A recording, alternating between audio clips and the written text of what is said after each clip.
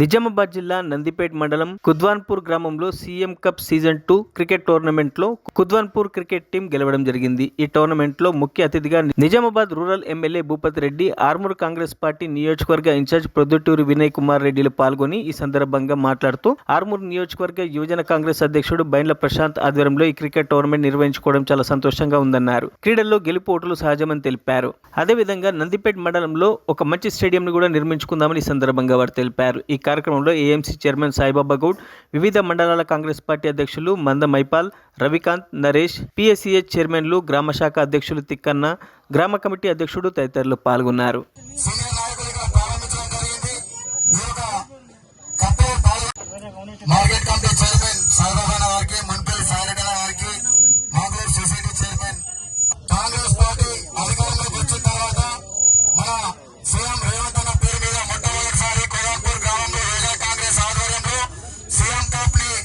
ఆనాడు ప్రారంభించడం జరిగింది. గత సంవత్సరం సీఎం కప్ 1